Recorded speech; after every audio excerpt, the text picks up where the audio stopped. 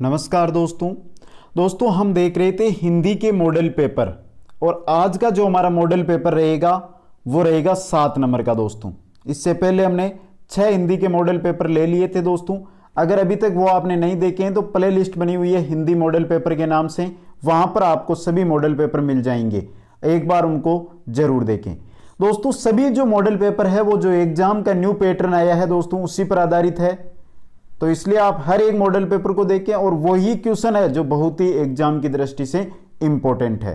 चलते हैं दोस्तों क्वेश्चनों की ओर। अभी तक आपने Kuchaman online classes YouTube channel को सब्सक्राइब नहीं किया है तो चैनल को सब्सक्राइब करें और बेल आइकन के अंदर ऑल नोटिफिकेशन को जरूर ऑन कर लें, जिससे हर वीडियो का नोटिफिकेशन आपके पास आता रहे दोस्तों। चलते हैं क्वेश्चनों की ओर। पहला क्वेश्चन आपकी स्क्रीन पे आ चुका है दोस्तों। एक बार सभी मित्र वीडियो को अभी तक लाइक नहीं किया तो लाइक और अपने सभी मित्रों के पास शेयर जरूर कर दें। क्वेश्चन है पहला, ओम को किस तरह का स्वर कहा जाता है? हरिस्व स्वर, प्लुत स्वर, घोष स्वर या दीर्घ स्वर? दोस्तों 2 बार एग्जामों के अंदर यह क्वेश्चन आ भी चुका है पहले, और सही जो आपका आंसर रहेगा वो रहेगा ऑप्शन बी। यहां पे ओम को है दोस्तों प्लुत स्वर कहा जाता है। नेक्स्ट क्वेश्चन में चलते हैं।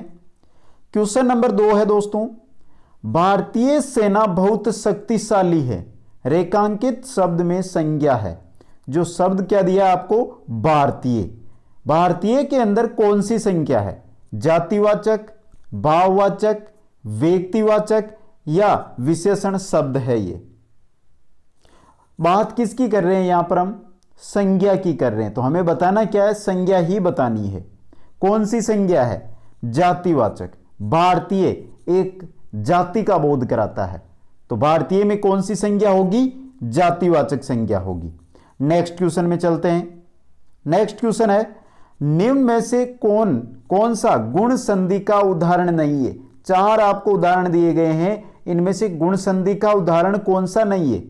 ऑप्शन है सर्वेश्वर, गंगोर्मी, महर्षि, पृथ्वीश्वर।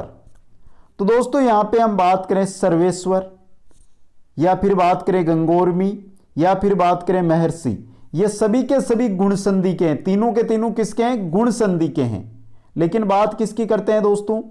पृथ्वीश्वर, ये गुण संधि का नहीं है, तो आपका डी ऑप्शन यहां पे क्या हो जाएगा? सही हो जाएगा। नेक्स्ट क्वेश्चन में चलते हैं। मेघाच्छादित सामासिक पद में कौन सा समास है? दोस्तों आज के जो इस मॉडल पेपर के अंदर आपको 30 क्वेश्चन मिलेंगे ना, जिसमें से 15 व्याकरण के रहेंगे और 15 शिक्षण विधियों के। ये कुल 30 क्वेश्चन है, जो सभी क्वेश्चन है वो 2 या 3 बार एग्जामों में पूछे हुए क्वेश्चन है और रिपीट होने वाले क्वेश्चन है जो एग्जामों में आ सकते हैं। वही क्वेश्चन इस मॉडल पेपर में मैंने रखे हैं दोस्तों। तो देखते हैं नेक्स्ट क्वेश्चन 4 नंबर हमारा, मेघाच्छादित जो सामासिक पद है इसके अंदर कौन सा समास है? अपादान तत्पुरुष, संप्रदान तत्पुरुष, करण तत्पुरुष या कर्म तत्पुरुष? तो मेघाच्छादित करण तत्पुरुष है दोस्तों। सी ऑप्शन आपका क्या रहेगा? सही रहेगा। नेक्स्ट क्वेश्चन में चलते हैं। किस शब्द में कोई उपसर्ग नहीं है? 2019, 2017, 2016 3 साल रेगुलर पूछा गया क्वेश्चन और सेम क्वेश्चन आया हुआ है दोस्तों। किस शब्द में कोई उपसर्ग नहीं है? विदित, बेचारा, विहित, बेशुमार। बेशुमार में आपको उपसर्ग दिखाई दे रहा है, विहित में उपसर्ग दिखाई दे रहा है, बेचारा में उपसर्ग दिखाई दे रहा है, लेकिन विदित के अंदर कोई उपसर्ग नहीं है, तो आपका ए ऑप्शन यहां पे क्या हो जाएगा? सही हो जाएगा। नेक्स्ट क्वेश्चन में चलते हैं। क्वेश्चन नंबर 6 है दोस्तों, इनमें से किस विकल्प के सभी शब्द कृत प्रत्यय से बने हैं? कौन सा विकल्प है जिसके दोनों शब्द है वो किससे बने हुए हैं? कृत प्रत्यय से बने हुए हैं। तेली मिठास, बचत छात्रा, घबराहट कौनते, कारक भगोड़ा।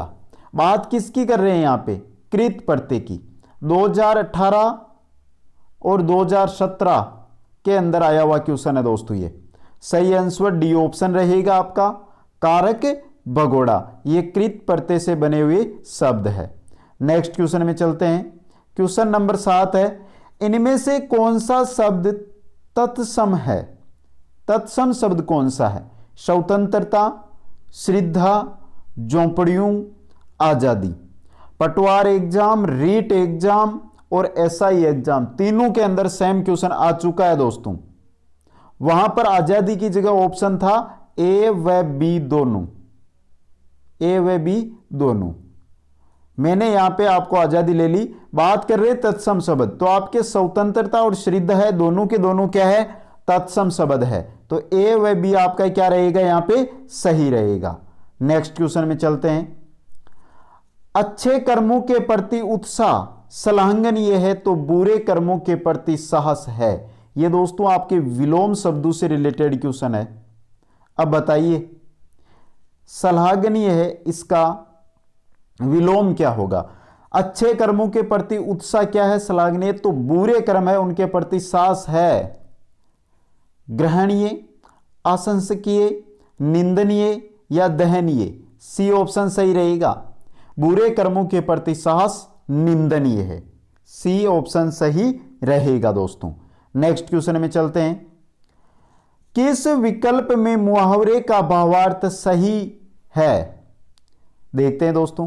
पेट पर लात मारना, बुरी तरह पीटना, पहाड़ टूटना, अतिवृष्टि होना, बगले झांकना, इधर उधर देखकर चलना, नाक का बाल होना, अत्यधिक घनिष्ठ या प्रिय व्यक्ति होना। सही भावार्थ आपको बताना है यहां पे, तो डी ऑप्शन आपका क्या रहेगा? यहां पे सही रहेगा। बाकी तीनों के तीनों क्या है दोस्तों? भावार्थ है वो सही नहीं है इनके, तो डी ऑप्शन सही है यहां पे। नेक्स्ट क्वेश्चन में चलते हैं। किसी के सामने मेरी आदत नहीं है हाथ फैलाना, अंगारों पर पैर रखना, नाकू चने चबाना, पत्थर की लकीर खींचना। किसी के सामने हाथ फैलाना मेरी आदत नहीं है। ऑप्शन ए आपका यहां पे क्या रहेगा? सही रहेगा। नेक्स्ट क्वेश्चन में चलते हैं। इनमें से सरल वाक्य कौन सा है? सरल वाक्य बताना है दोस्तों। उसने राम और श्याम को जाते हुए देखा, मोहन आया और खाना खाकर सो गया, जब गर्मी पड़ती है तब फसल पकती है, जब वह आ जाएगा तब सोहन आएगा। तो यहां पे सरल वाक्य आपको ऑप्शन ए वाला दिखाई दे रहा है।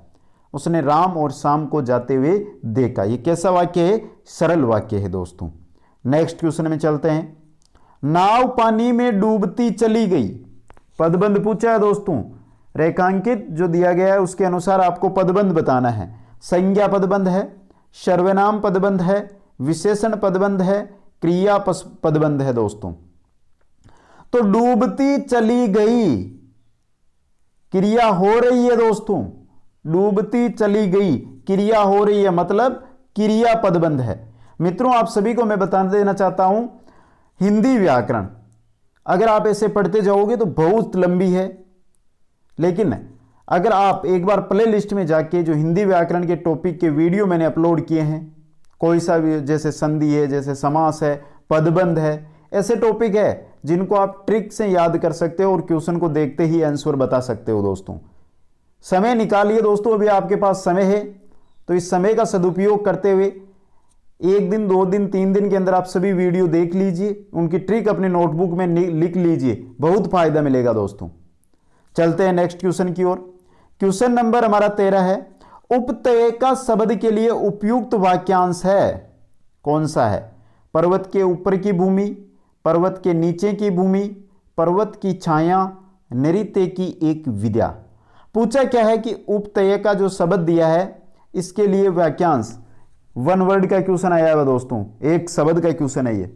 सही आंसर रहेगा उपत्यका किसको कहते हैं? पर्वत के नीचे की भूमि को उपत्यका कहते हैं। नेक्स्ट क्वेश्चन में चलते हैं। निम्न में से पुल्लिंग शब्द है नागिन, जहर, लहर, इनमें से सभी।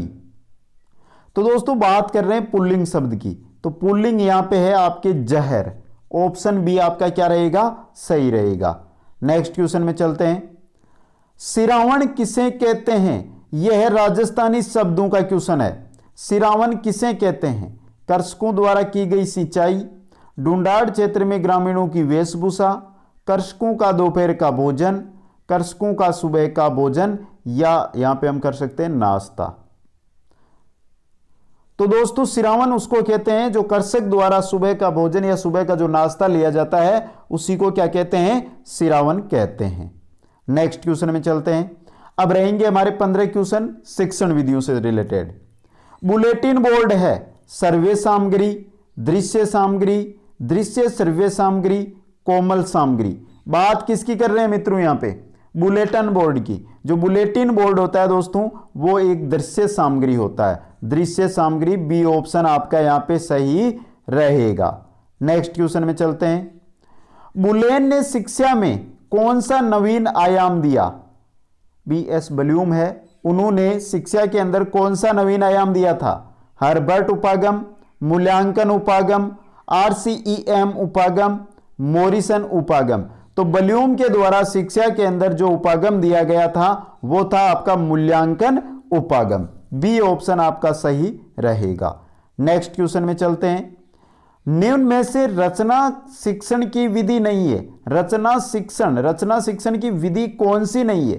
प्रवचन विधि, निर्देशन विधि, प्रश्नोत्तर विधि, भाषा संसर्ग विधि। तो सही आंसर आपका रहेगा ऑप्शन डी, रचना शिक्षण की विधि नहीं है आपकी कौन सी? भाषा संसर्ग विधि दोस्तों। नेक्स्ट क्वेश्चन में चलते हैं। श्रुतलेख अभ्यास विधि का उद्देश्य है, जो श्रुतलेख अभ्यास विधि है उसका उद्देश्य क्या है? छात्रों के श्रवण व लेखन में समन्वय करना, शुद्ध वर्तनी सीखने में सहायता करना, लेखन की गति में वृद्धि करना, यह सभी श्रुत लेखन अभ्यास विधि का उद्देश्य क्या होता है?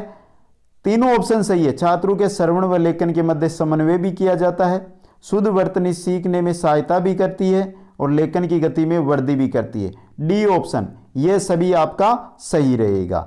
नेक्स्ट क्वेश्चन में चलते हैं। किसी भी नवीन भाषा को जानने के लिए मातृभाषा आधार का कार्य करती है। इस हेतु जो विधि सहायक है वो है शब्द परिवर्तन विधि, गहन विधि, व्याकरण अनुवाद विधि, इनमें से कोई नहीं। किसी भी कोई नवीन भाषा को हम जानना चाहते हैं तो उसके लिए जो मातृभाषा होती है हमारी वो आधार का कार्य करती है, और इस हेतु जो विधि सहायक है वो है आपकी व्याकरण अनुवाद विधि। ऑप्शन सी आपका सही रहेगा। नेक्स्ट क्वेश्चन में चलते हैं। वाक्य रचना व शब्दों के उचित प्रयोग का अभ्यास किया जाता है। वाक्य रचना व शब्दों के उचित प्रयोग का जो अभ्यास है वो किया जाता है श्रुतलेखन द्वारा, फ्लैश कार्ड द्वारा, अमात्रिक शब्द द्वारा, इनमें से कोई नहीं। तो सही आंसर रहेगा आपका ऑप्शन बी, फ्लैश कार्ड के द्वारा। नेक्स्ट क्वेश्चन में चलते हैं मित्रों। नेक्स्ट क्वेश्चन है, किसी आदर्श लेआउट का जैसा का तैसा अनुकरण कहलाता है? प्रतिलेख, श्रुतिलेख, अनुलेख, इनमें से कोई नहीं। आदर्श लेआउट का जैसा का तैसा अनुकरण क्या कहलाता है दोस्तों? अनुलेख कहलाता है। सी ऑप्शन आपका सही रहेगा। नेक्स्ट क्वेश्चन में चलते हैं। सीतावादे किस तरह की शिक्षण सहायक सामग्री है? दृश्य, सर्वे, दृश्य सर्वे, इनमें से कोई नहीं। बात हो रही है सीतावादे की, तो सीतावादे है वो सर्वे सामग्री होती है। ऑप्शन बी आपका सही रहेगा। नेक्स्ट क्वेश्चन में चलते हैं। वस्तुनिष्ठ प्रश्नों की उपयोगिता का प्रमुख कारण है रटाई से मुक्ति, पाठ्यक्रम व्याप्ति, निष्पक्ष मूल्यांकन, विद्यार्थियों का हित। जो वस्तुनिष्ठ प्रश्न है उनकी उपयोगिता का प्रमुख कारण होता है निष्पक्ष मूल्यांकन। सी ऑप्शन आपका सही रहेगा। नेक्स्ट क्वेश्चन में चलते हैं। छात्रों के शब्द भंडार में वृद्धि करने का उपाय है शब्दकोश का उपयोग, छात्रों में स्वाध्याय की प्रवृत्ति को बढ़ाना, शिक्षक द्वारा अच्छे व नए शब्दों का प्रयोग, उपरोक्त सभी। डी ऑप्शन तीनों के तीनों है जो शब्द भंडार में वृद्धि करने के उपाय है दोस्तों। नेक्स्ट क्वेश्चन में चलते हैं। इकाई विधि के किस सोपान में गृह कार्य प्रदान किया जाता है? प्रथम, तृतीय, पंचम या चतुर्थ? तो इकाई विधि का जो चतुर्थ सोपान है उसके तहत गृह कार्य प्रदान किया जाता है। नेक्स्ट क्वेश्चन में चलते हैं। सहज स्वर वाचन का अभ्यास कराने के लिए सबसे उपयुक्त साधन क्या है? आदर्श वाचन, अनुकरण वाचन, सामूहिक वाचन, पाठ्य पुस्तक वाचन। सहज स्वर वाचन का अभ्यास कराने के लिए जो उपयुक्त साधन है वो है आपका सामूहिक वाचन।